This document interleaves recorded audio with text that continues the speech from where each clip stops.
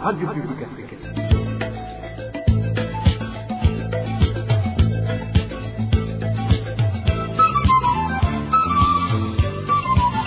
Radio Publique Africaine.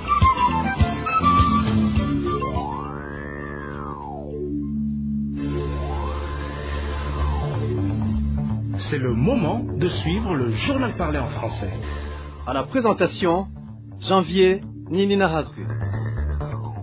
Vous êtes les bienvenus, chers auditeurs et auditrices, au journal de la radio publique africaine, parlé en langue française ce lundi 23 février l'an 2026. Sans tarder, passons aux grandes lignes de l'édition. Réouverture du poste frontière d'Ogatumba ce lundi après plus de 2 mois de fermeture. Commerce inhabituel de médicaments dans la ville de Bujumbura. Des pharmacies mobiles se multiplient progressivement dans cette capitale économique. Destruction des forêts entières pour la plantation d'avocatiers en commune Ngozi de la province Butanyerera. Enfin, en page sportive, clôture ce dimanche de la 22e journée du championnat de football du Burundi édition 2025-2026. Et c'est tout pour le sommaire. Restez à l'écoute, dans quelques instants, le développement des titres. Encore une fois, bienvenue. Le poste frontière d'Ogatumba reliant le Burundi à la République démocratique du Congo RDC a été rouvert ce 23 février 2026. Le mouvement de personnes et de biens entre le Burundi et la RDC ont ainsi repris normalement comme avant la fermeture de cette frontière. Pour rappel, ce poste frontière avait été fermé du côté burundais le 10 décembre 2025 suite de la prise de la ville d'Uvira par le mouvement armé M23. Le 26 décembre, le chef de l'État burundais avait précisé que cette décision de fermeture était motivée par des considérations sécuritaires. La RPA a pu répertorier 7 personnes tuées dans 4 provinces sur les 5 que compte le Burundi la semaine écoulée. Parmi elles figurent 4 femmes et un enfant. Emmanuel Ndayishimiye revient sur ces meurtres. Samedi dernier, en province Gitega, le corps d'une femme du nom de Janine Ngunzimana, âgée de 25 ans, a été découverte dans la rivière Nyakijanda, sur la colline Buhinda, en commune Gitega. Nos sources à Gitega indiquent que cette jeune femme était portée disparue depuis 5 jours et que le corps était en état de décomposition avancée. Le même vendredi, un corps sans vie d'un homme qui n'a pas été identifié a été découvert, emballé dans une tente dans un caniveau qui sépare la 6e et la 7e avenue au quartier Songa, zone Kamenge de la commune Nahangwa en province de Bujumbura. Des Imbonerakure de ce quartier Songa a été arrêté par la police pour des raisons d'enquête. Jeudi dernier, un homme du nom d'Ezekiel Nzeimana a tué avec la machette sa femme, son enfant et la femme du voisin si la colline Mugumure, zone Mukubano, commune Nyanza, province Burunga. Après 2 jours de triple meurtre, Ezekiel Nzeimana a été retrouvé pendu sur un arbre en zone Kabonga. Nos sources à Nyanza disent qu'Ezekiel Nzeimana se serait suicidé. Les conflits familiaux seraient à l'origine du crime. Le même jeudi, un certain Chiza, âgé de 48 ans, a été découvert mort dans un caniveau sur la colline Nyemundu, commune Mugina, province de Bujumbura. Nos sources à Mugina indiquent qu'il présentait plusieurs blessures au niveau de la tête. La victime avait partagé de la bière avec d'autres gens dans un cabaret situé dans la localité appelée Gikomero. Enfin, la radio RPA a appris qu'une femme de la province de Butanyerera a été tuée la semaine dernière. Il s'agit d'une enseignante nommée Béatrice Nijimbere, épouse du chef de zone Gikomero en commune Muhanga. Elle a été tuée dans une explosion de la grenade lancée dans un cabaret de son mari, situé tout près de la bureau de la zone Gikomero mercredi dernier. Nos sources à Muhanga affirment que la famille du chef de zone est connue pour être proche du parti au pouvoir et entretiendrait des différents d'ordre politique avec d'autres membres de la même formation politique.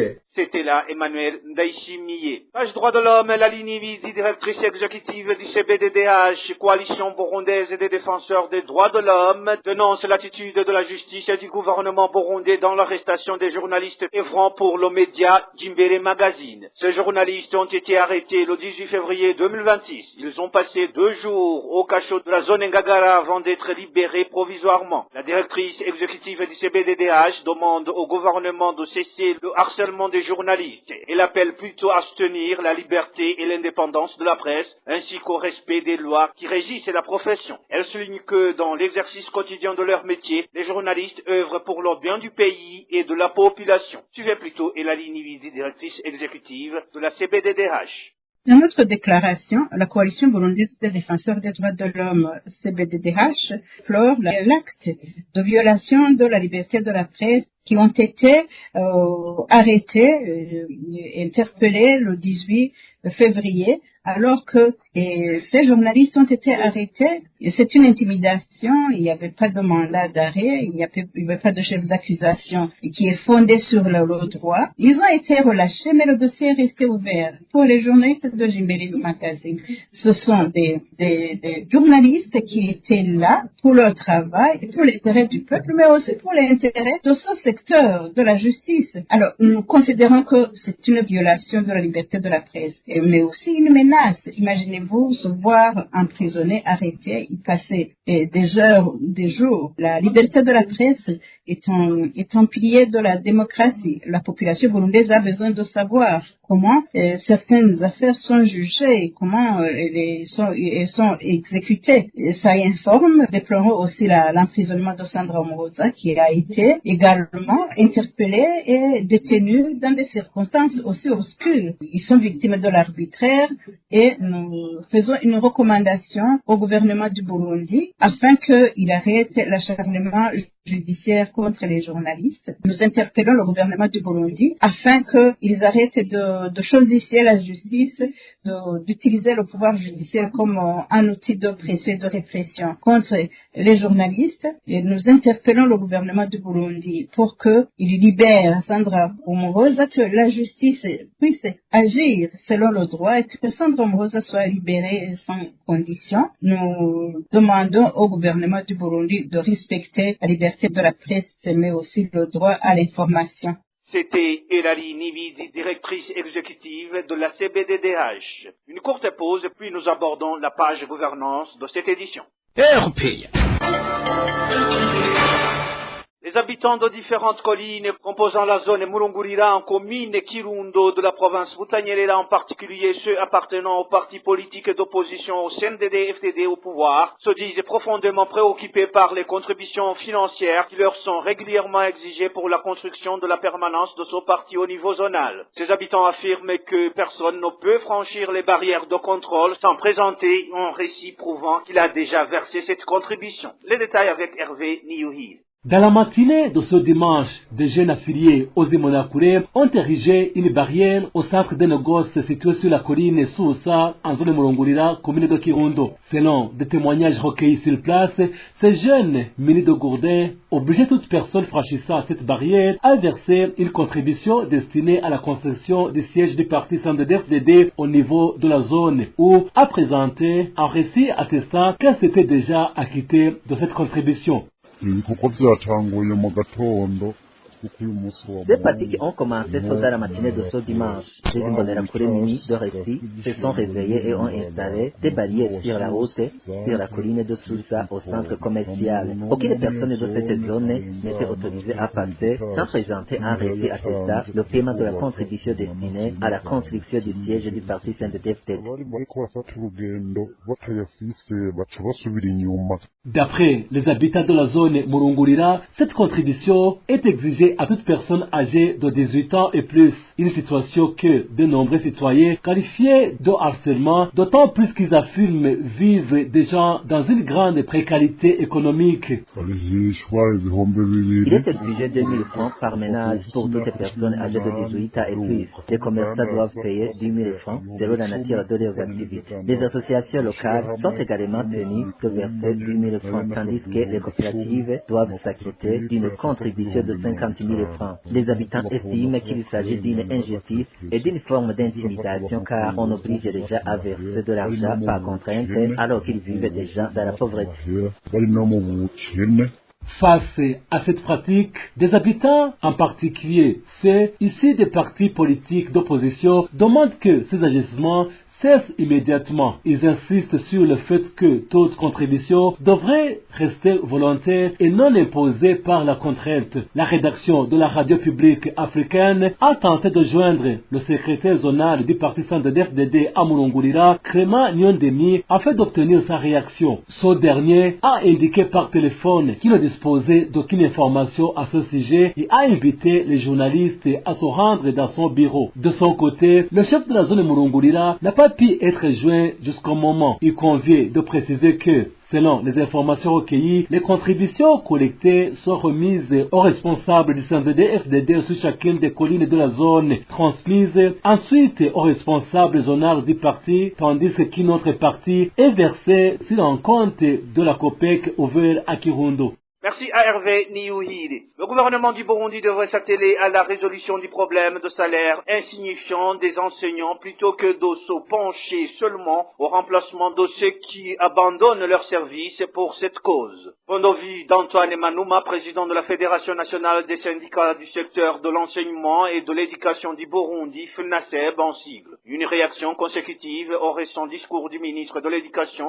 sur des cas de désertion d'enseignants. Manouma trouve qu'aussi longtemps que l'enseignant ne sera pas motivé, l'atteinte de la vision 2040-2060 ne sera pas possible. Suivez plutôt Antoine Manouma, président de la FENASEB. Les écoles fondamentales et post-fondamentales ont déjà perdu 1800 enseignants au cours du premier trimestre de l'année scolaire 2025-2026 seulement. Aujourd'hui, cet effectif est largement dépassé. Au niveau de l'enseignement supérieur, l'université publique a déjà perdu 47 enseignants de niveau doctorat depuis 2020 suite à la désertion. Ils viennent s'ajouter aux boursiers du gouvernement envoyés à l'étranger qui n'ont pas regagné le bercail. C'est un signe éloquent qui montre que les enseignants ont perdu l'attachement à leur métier parce qu'ils en tirent moins de profit. Les lamentations qui fusent de partout font entendre que les prestations des enseignants en poste sont en trompés. Quand le gouvernement annonce sans cesse que le salaire versé à un fonctionnaire de l'État ne lui apportera aucun bien-être, le découragement de l'enseignant s'approfondit. Dans un contexte de vie devenant de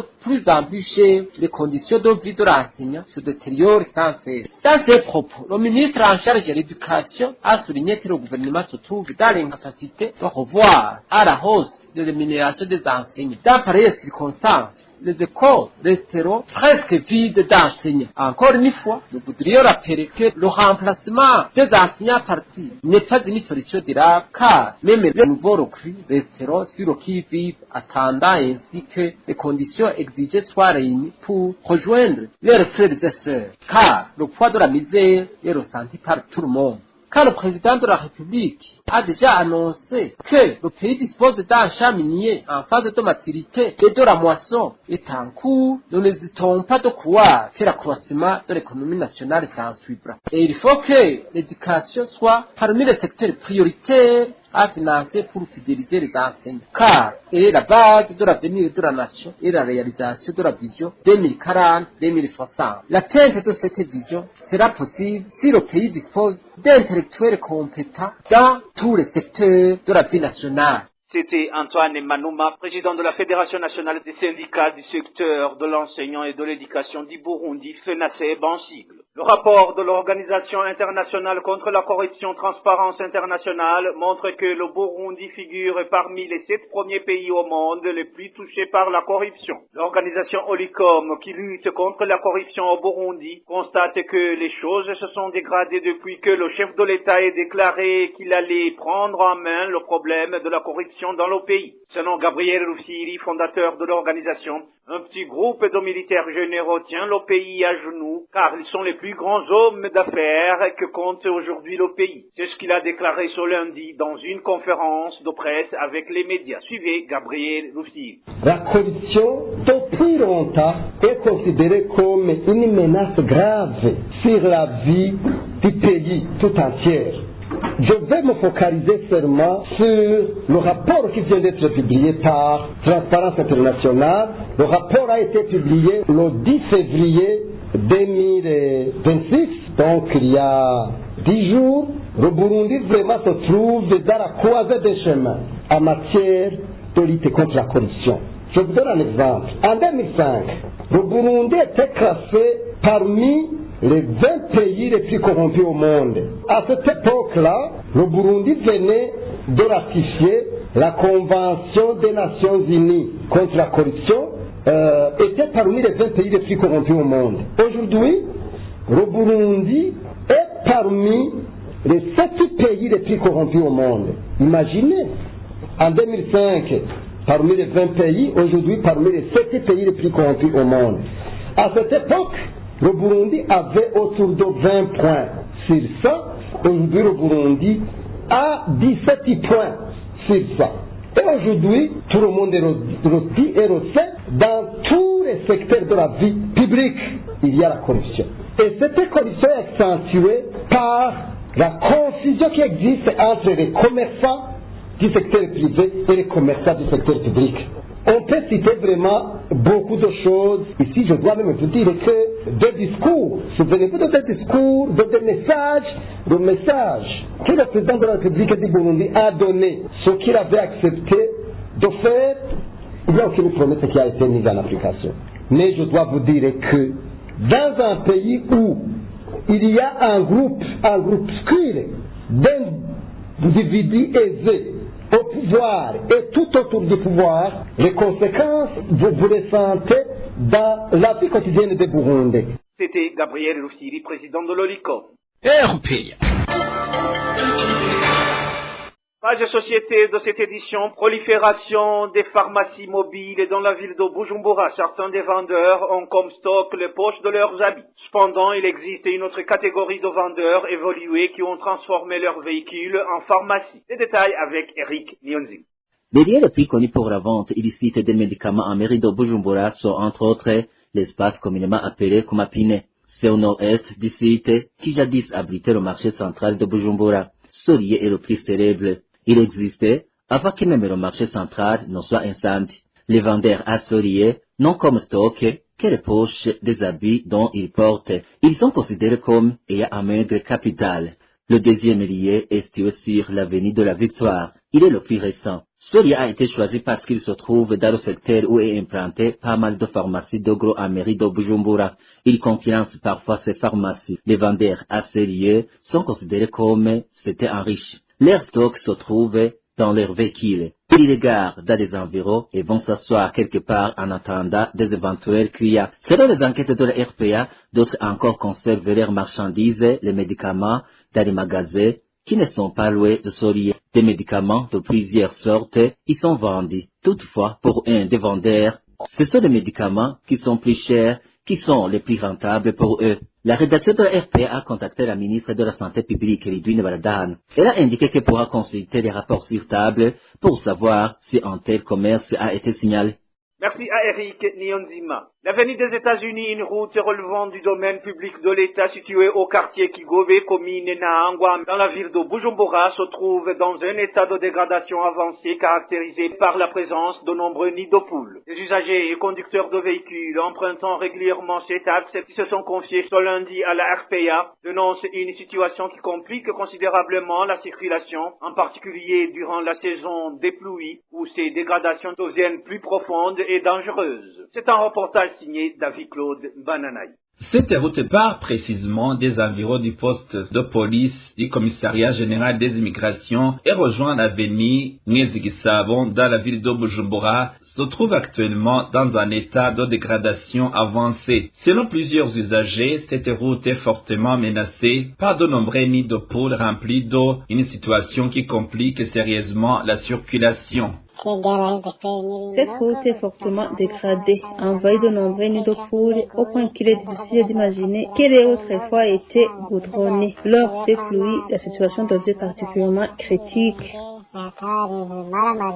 Cette détérioration provoque régulièrement des dommages aux véhicules des citoyens qui l'empruntent, surtout en période de pluie. Les usagers déplorent également les longs embouteillages et la perte de temps causée par l'état défectueux de la chaussée. L'une des principales conséquences de cet état de dégradation est la perte de temps considérable pour les usagers. Lorsqu'on se déplace en urgence, on se retrouve ralenti par ces nids de poules, ce qui prolonge excessivement les trajets. Face à cette situation, les habitants demandent aux autorités compétentes d'intervenir rapidement afin de réhabiliter cette route et de faciliter la fluidité du trafic. Nous appelons les autorités de la ville de Bujumbura à intervenir afin que cette route soit réhabilitée et retrouve un état satisfaisant comme cela a été le cas auparavant. À ce sujet, la rédaction de la RPA a contacté l'Office des routes du Burundi et le chef de la brigade régionale Ouest Bujumbura, Shadrach, a indiqué qu'il était en réunion et qu'il s'exprimerait ultérieurement sur cette question. Merci à David Claude Bananayo. Page environnement de cette édition, plusieurs forêts situées dans différentes zones de la commune Ngozi en province Butanyerera ont été abattues à grande échelle au cours des 4 derniers mois. Les chefs de zone concernés ont été encouragés par les autorités administratives et les responsables du parti au pouvoir, le CNDD-FDD, à accroître la production d'avocats dans la région de Butanyerera. Aujourd'hui, les collines autrefois boisées présentent un paysage entièrement dénudé. Certains chefs de zone tireraient également un profit financier de l'opération en procédant au détournement d'une partie des revenus issus de la vente du bois abattu. N'est-ce pas, Clovis Nyonzim? À la zone Bouillé, sur la colline Bouillé, un boisement de plus de 10 hectares s'étendait derrière le lycée Bouillé, en plus de constituer une barrière naturelle contre les vents violents pour les infrastructures de ce lycée et de protéger également les habitations riveraines. Ce boisement, composé d'arbres vieux de plus de 10 ans, a été entièrement rasé avant d'être converti en plantation d'avocatiers. Même constat à la zone Mobuga, sur la colline Moutinia, où s'élevait une vaste plantation forestière d'eucalyptus. Selon l'ancien découpage administratif, ce boisement s'étendait de la commune Gahombo jusqu'aux communes Muhanga et Ngozi. Aujourd'hui, le site offre un spectacle désolant. Seuls quelques rares tiges subsistent, le reste ayant été remplacé par des avocatiers, rapportent des habitants qui se sont confiés à la RPA. D'autres zones ont également été touchées, notamment la zone Gatsinda en commune Ngozi, ainsi que plusieurs localités de la commune Kiremba. Une source au sein de la commune Ngozi indique que tous les chefs de zone mettent actuellement en œuvre un programme d'extension de la culture de l'avocat dans la province de Butanyerera. Selon cette source, l'initiative émanerait du parti au pouvoir, le CNDD-FDD, avant d'être relayé aux responsables locaux par la voie administrative. La même source affirme par ailleurs que certains responsables de zone tireraient un avantage personnel de cette opération. Lors de la vente du bois issu des plantations abattues, des irrégularités seraient constatées dans les chiffres déclarés. Une partie des recettes serait reversée à la commune, tandis qu'une autre serait détournée au profit de certains responsables locaux. Cette situation expliquerait, selon la source, le zèle observé dans l'exécution de ce programme, malgré les conséquences environnementales. Les acteurs engagés dans la protection de l'environnement à Butanyerera reconnaissent que le développement de la filière avocat peut constituer une opportunité économique. Toutefois, ils dénoncent l'abattage systématique de couverts forestiers de plus de 10 ans, laissant des collines entièrement dénudées, sans mesures compensatoires pour protéger les infrastructures, les sols et l'écosystème. Contacté par la RPA, Oscar Gahinyuza, chef de zone Bouillé, ne nie pas l'abattage des arbres. Interrogé sur l'origine des instructions, il a renvoyé la responsabilité vers les services en charge de l'environnement. De son côté, Melchiade Namhawenimana, chef de zone Mobuga, a interrompu l'appel téléphonique après avoir été informé de l'objet de notre démarche. Un message écrit lui a été également adressé sans réponse à ce stade. La rédaction de la RPA a également tenté de joindre Adeline Nyosava, directeur provincial en charge de l'environnement, de l'agriculture et de l'élevage. Après avoir pris connaissance de l'objet de l'appel, il a mis fin à la communication. Dans notre prochaine édition, nous reviendrons sur la position des autorités communales face à cette destruction des forêts dans la commune d'Ongozi. Merci à Clovis Nyonzima. Page sportive pour clore cette édition, le championnat de football du Burundi édition 2025-2026 a clôturé la 22e journée ce dimanche. Aigle Noir, une formation de Makamba, occupe jusqu'à présent la première place et BG Green occupe la dernière place. Le meilleur buteur jusqu'à cette journée est Abdi Ineza d'Aigle Noir. Le point avec Désiré Hatungiman. Cette 22e journée du championnat national de football s'est clôturée ce dimanche par 4 matchs. Pendant ces 4 matchs, seule l'équipe de Kayanza United a pu gagner 3 points en battant Messager Ngozi par 2-0. Dans les autres rencontres de ce dimanche, Burundi Sport Dynamique et Vitalo se sont quittés sur un match nul d'un but partout. Rukinzo a fait match nul et vierge contre Musongati, même score entre Flambeau du Centre et Ngozi City. Samedi, il y a eu 3 matchs. Olympic Star de Muyinga a donné une leçon de football à BJ Green en s'imposant par 5-1. Aigle Noir a battu Boumamourou sur un score de 2-1. Et Garage Express et Vision se sont quittés sur un score de 0 but partout. Vendredi, un seul match a eu lieu entre Interstar et Muzinga, et c'est Interstar qui s'est imposé par la plus petite des marques. Au moment où il reste 8 matchs pour clôturer cette saison 2025-2026, Aigle Noir est provisoirement premier avec 58 points.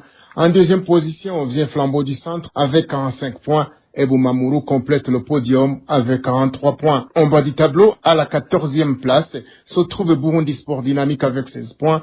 Garage Express est 15e avec 15 points. Et la lanterne rouge du championnat est BJ Green avec 7 points. Au Rwanda a débuté ce dimanche 22 février le Tour du Rwanda, une compétition internationale cycliste, la 18e édition avec 8 étapes. 17 équipes composées de 84 cyclistes, dont 45 africains, 28 européens, 9 américains et 2 asiatiques ont pris part à cette compétition. La compétition a débuté avec une étape de 174 km. Cette première étape a été remportée par l'Israélien Itmar, qui a parcouru cette distance en 4 heures 5 secondes. Pour la deuxième étape de ce lundi, les cyclistes auront à parcourir une distance de 135 km. Merci à Désiré Hatungimana et c'est par ici, amis chers auditeurs et auditrices, que nous mettons fin à cette édition de la RPA Parleur langue française ce lundi 23 février l'an 2026. Merci pour votre aimable écoute. Merci à toute l'équipe de la rédaction pour la collecte et le traitement de toutes ces infos, sans oublier de remercier l'équipe technique pour sa bonne collaboration. À la présentation, vous étiez avec Janvier Ninina Hazoué. Bon début de la semaine.